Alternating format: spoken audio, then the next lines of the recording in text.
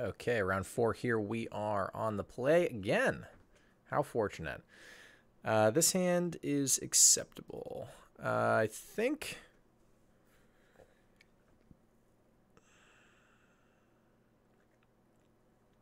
I want to lead on Worker. I would hope I draw a land and they don't have to use Stirrings to find a land. It does slow me down a lot, though, if I miss on land and then have to play Stirrings on turn 2 and nothing else. But I would prefer not to make this Stirrings decision yet. Unfortunately, we drew a Ballista, so this is going to slow us down. I cannot grab Opal here, even if that's preferable. I just don't have a way to turn it online in time, so I think I have to grab Canopy. But I feel like we're going to have trouble closing against Tron at a reasonable pace here, excuse me. Yeah, and probably a Sylvan Scrying here, yep. So, Tron next turn, huh? That doesn't sound great.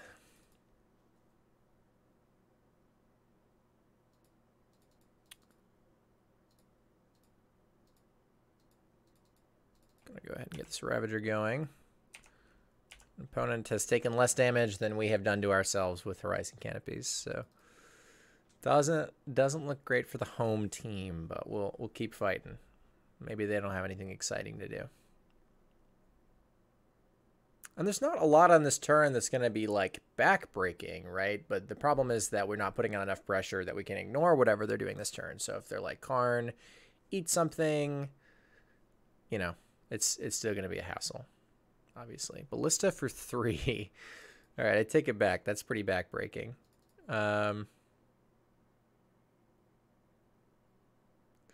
So I guess I'm supposed to just eat this Worker right now.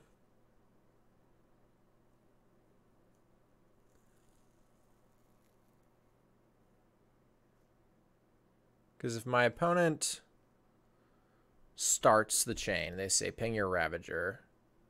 I say sack Worker, they ping my Ravager. I sack Blink Moth, they ping my Ravager. Ravager dies. I have nothing. But if I sack this now, it's a 3/3. And they would have to ping it all the way. So yeah, I guess we just do this. Makes my throne a lot worse. They're also... I also just can't really beat them on tapping with the Ballista, I think. I'm just not going to be able to keep up.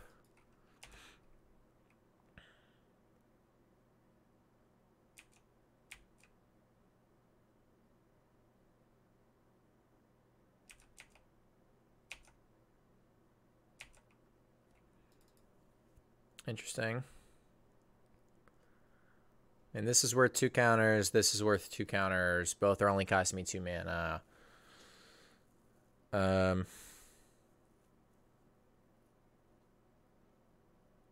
guess this is worth... No, that doesn't make any sense. Okay. Yeah, I guess I just play another Walker.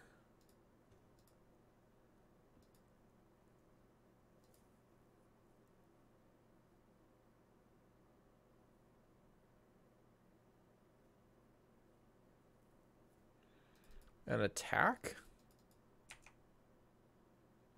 I actually really want them to use their Ballista, right?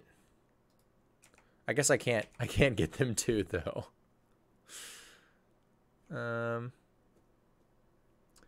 Do I sack this? I mean, maybe they don't have another land. That seems unlikely, but I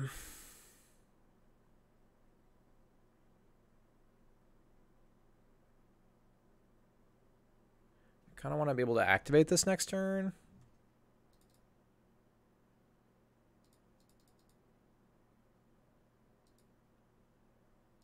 The advantage of sacking it now is that my opponent probably doesn't respond, and then I also get the Thopter.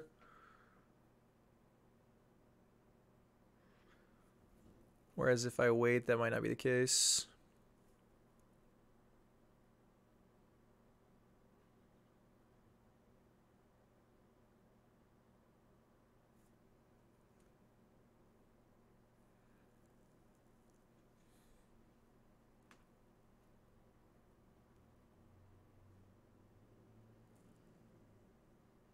Oh, it's a tower even.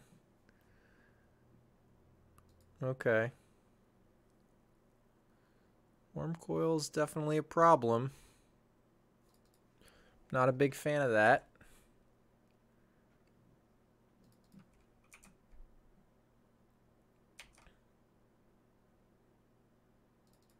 Man, worm coil plus get to put a counter on Ballista. That's just gross. That's just gross. I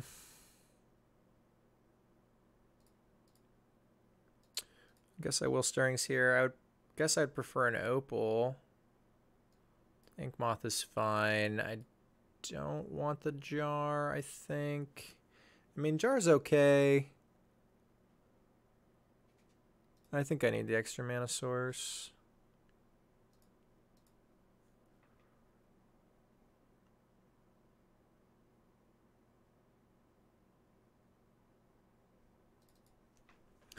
If I play Throne,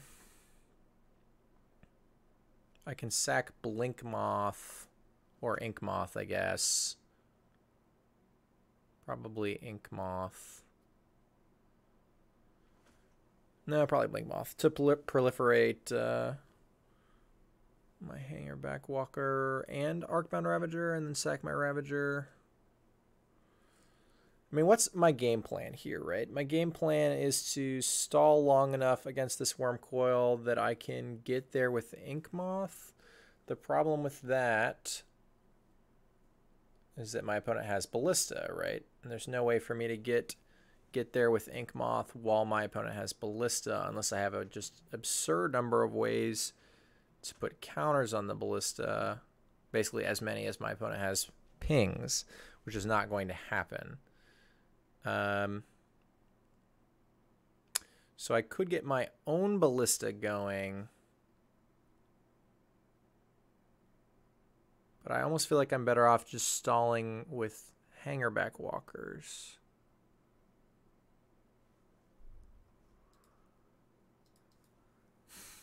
But I guess the problem is there's like this feels better in the interim, but there's no good end game here, right? Like this buys me like I could still pretend to get there with regular damage this way though, right? Whereas like I stall against the worm coils by like block activating and then, you know, sacking it. They don't gain any life, and maybe I can actually force them to use their Ballista, which could get me to a point where I can get there with Ink Moth. Obviously, it looks very bad for us, but... So I don't think I'm supposed to respond here.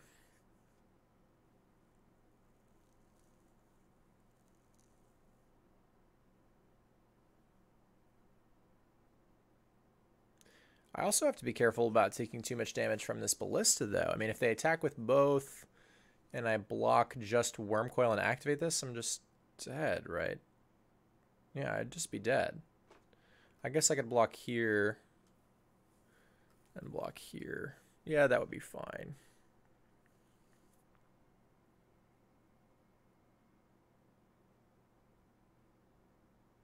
Yeah, that would be totally fine for me. But they do have, what, 7, 10, 12 mana? They could put 3 counters on Ballista. Jeez. All right. So just Ballista gets in there. So, again, I think blocking with Ravager helps me force the issue.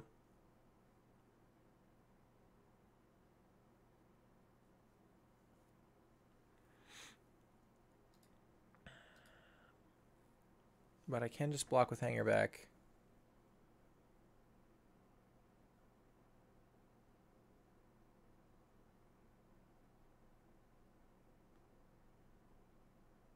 Yeah, I think with the other Ravager, I'm supposed to just do this.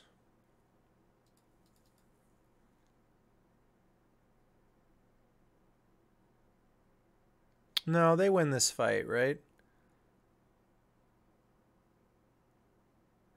Here, so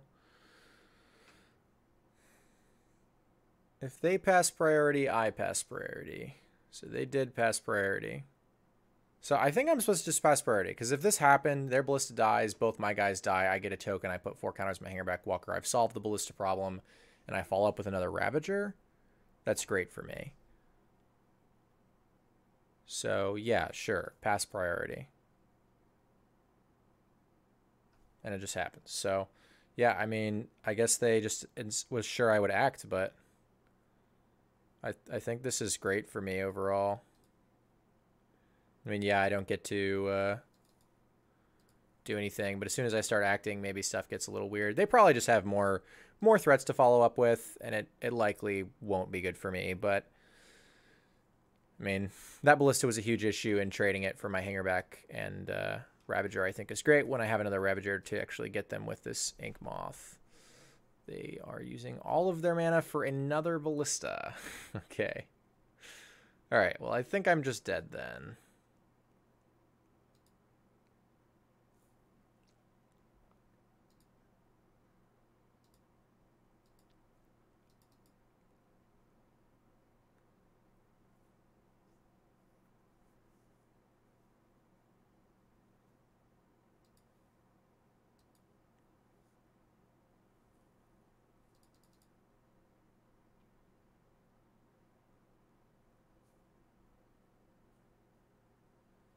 Yeah, I mean, they could put 3 counters on this thing next turn, like...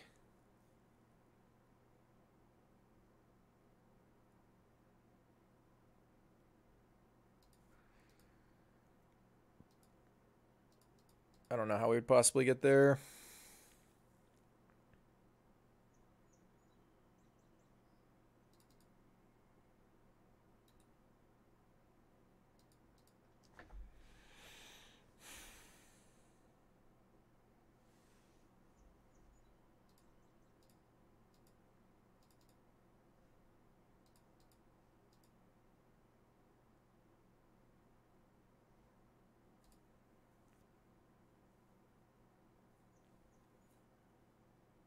So, I mean, I have no more Ravagers. I can stop them from gaining life off of Wormcoil, but then I'm just dead. Yeah, I'm just dead on board. I mean, I can block both, I guess, or threaten to block both. 3 counters. What, how much mana do they have? 6, 12, 14. So 3 counters, 7. They shoot down 5 things. Shoot down me. Yep. It's exact C's, actually. Get in for 8 and shoot me for 2. All right. Damping Sphere, Pithing Needle for sure. Probably not Dismember. I like some number of these on the play, but probably not on the draw. And the reason I like them on the play is because they shatter expedition maps in time. So at least Natural State. And they also hit like O-Stones at weird moments in time, though I think that's rarely good enough. I don't need Apostle's Blessing. Welding Jar. I mean, it helps against... Doesn't do anything against Karn. Doesn't do anything against Dismember. Doesn't do anything... I guess Ugin doesn't do anything against me. I guess it does against the plus, right? We can still Welding Jar Ugin plus, but I doubt there'll be Ugin post board. And it does do something against O-Stone. So I think I want some number of them, but they are weak-ish, right? It's not getting Dismember or Karn or Ulamog, I guess, or whatever else. Basically just O-Stone. I think I can get rid of Sparring Construct. I don't think I want this stuff again. So do I want to cut a jar for like another Natural State effect on the play? Like 1 claim? I think that's fine. It's definitely not something I want to overload on against Tron, but it is something I would be happy to see in my opener. And I guess because it's a 1-mana answer, it's fine on the draw as well, not just the play, as opposed to like 2-mana shatter effects, which will only blow up maps in time on the play. All right. I will keep this. Lead on Scales. Don't really think I need to play this Jar yet. We'll play it next turn. Play Jar, Citadel Ravager. Okay. Well, guess we'll play Opal as well. And Stirrings first.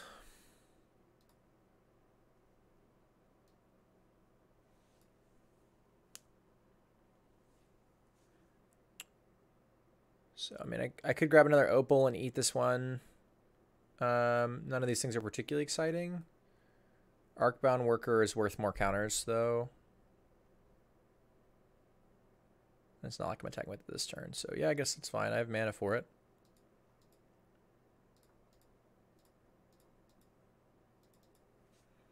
Obviously, we're already to the point where it's not getting dismembered, so they have a huge Ravager to worry about. Would be better if this was Ink Moth, I suppose. It's going to be harder to close the game out quick enough, but we'll see what we can do. It's still nice to have this so that if our opponent, like, Karn targets this on turn 3, we can still do something. This is also not preferable from our opponent, right? They would... Oh, they have the... They have another Tron land anyway. So they might still produce Tron next turn. Go to our turn, Steel Overseer.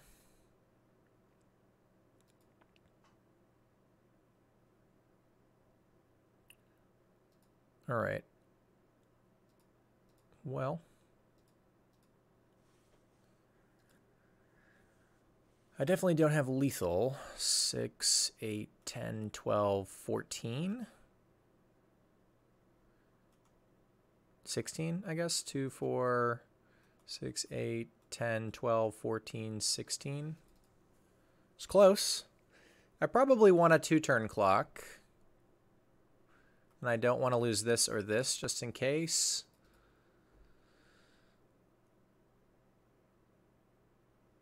I guess they're just very dead next turn anyway. So I probably just get in for 2.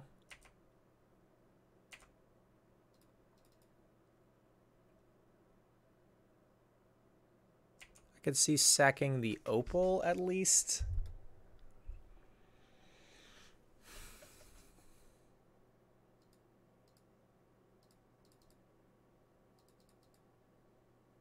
I guess I should have sacked the Citadel before the Opal, probably. Yeah, I should have sacked the Citadel before the Opal, I think.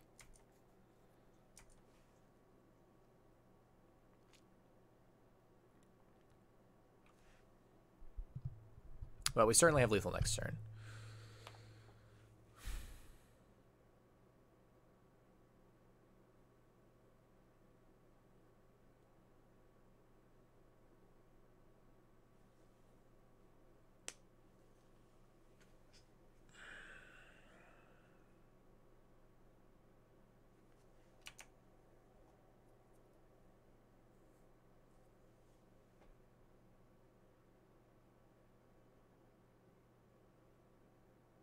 All right, so they grab the power plant and follow up with a ballista for 1. I guess to kill the Overseer. I guess to block. But it shouldn't matter.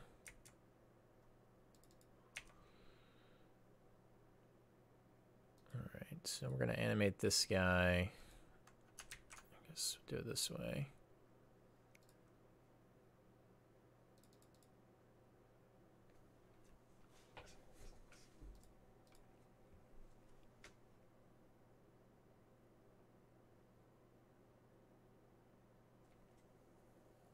But yeah, I mean, they're just pretty deadzos here.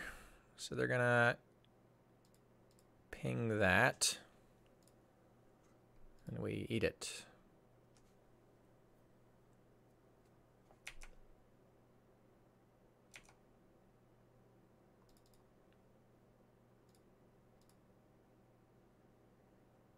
I mean, doesn't matter. We can do this any number of ways.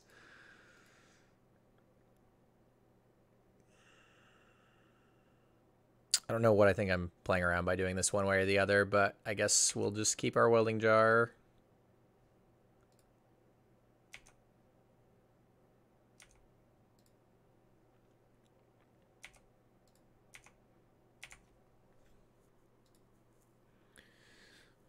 right.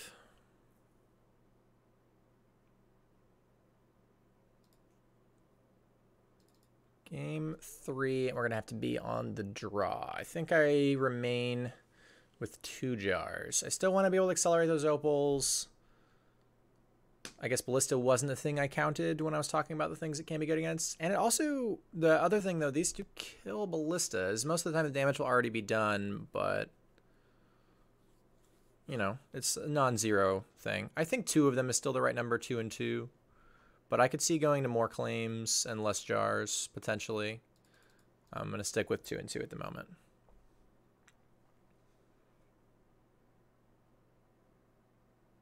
But I mean, that first game, if we were able to blow up the Ballista, I mean, I guess they had a second Ballista, right? So that doesn't even matter. We ended up killing the Ballista, and second one came down. But we could definitely beat the first Ballista if we had a way to blow it up. So maybe I'm overestimating the amount of damage Ballista will do unanswered. Or, excuse me, I'm overestimating the amount of damage Ballista will do when answered, as opposed to unanswered.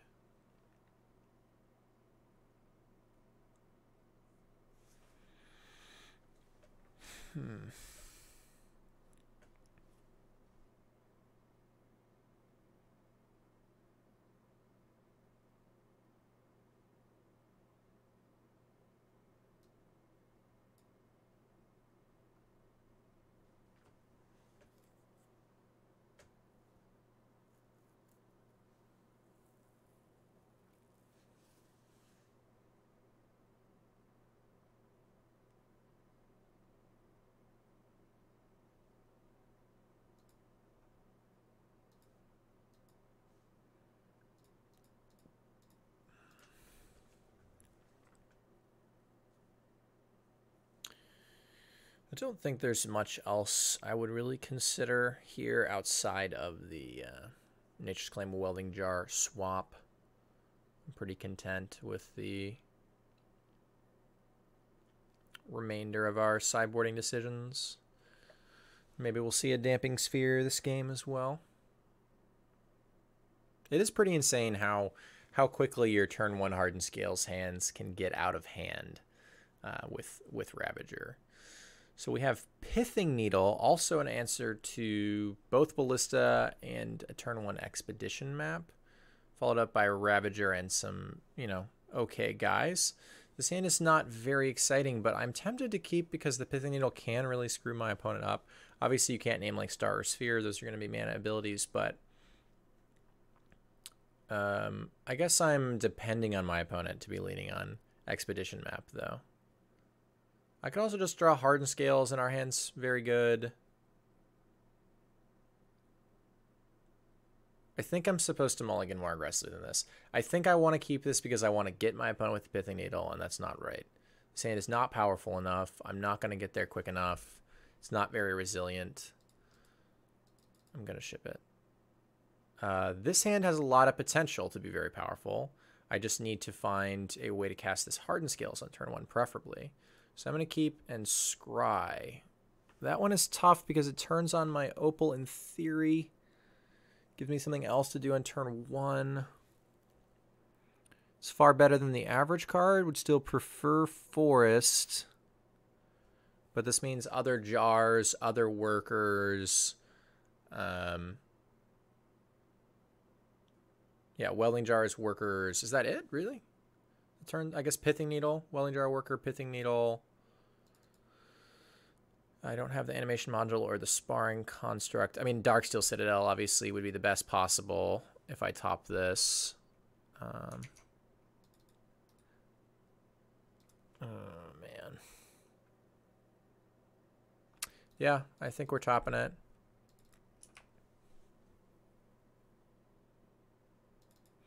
So yeah, this hand, again, is not perfect, has a lot of problems, but I think I'm a lot happier to keep this than our 7. Our 7 just didn't have, without us like getting very lucky and having Pithing Needle just totally ruin our opponent's game plan, it just didn't have much to offer. This hand, this is good for us from our opponent's side, by the way. This is not the way they want to start. They either want to be casting Sylvan Scrying or popping a map on this turn. Star into Stirrings is not as consistent for finding the Tron piece that they need. So that's good for us. But yeah, this hand has a lot of upside if it pans out, right? And with decks that are this aggressive, that's often what you want to do. All right, they grab a sphere. All right, found a worker. It's annoying that we have to sequence it this way, but it does allow us to actually cast this Hardened Scales, so still happy about that. And next turn we can follow up with probably Steel Overseer. Yeah. Oh no, they just have the Tron land. It's a World Breaker. All right. So maybe I follow up with Arcbound Ravager then. Well, now I don't have to actually because I have the land to use the Phyrexia Core. Or no, this is one tap. Okay, never mind. Maybe I can just let them gain 6 and still kill them next turn with the Overseer. Yeah, I'll probably play Overseer.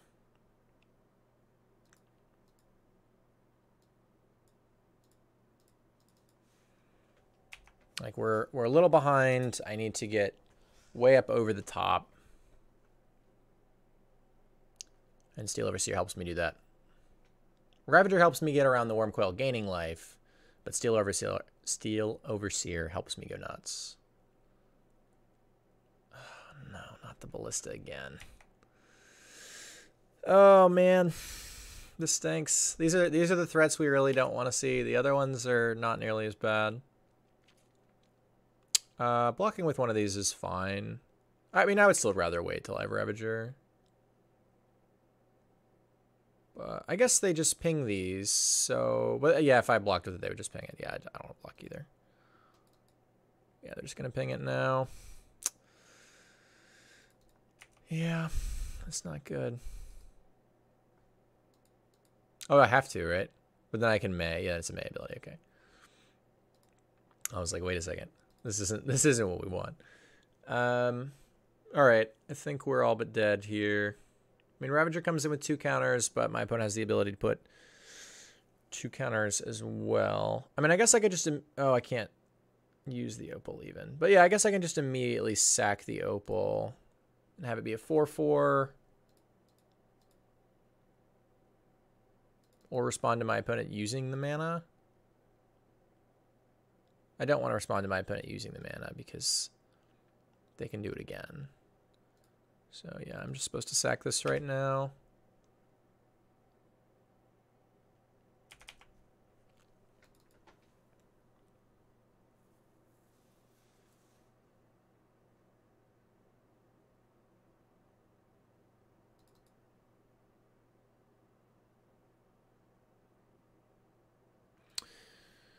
Yep. All right. Well, we tried.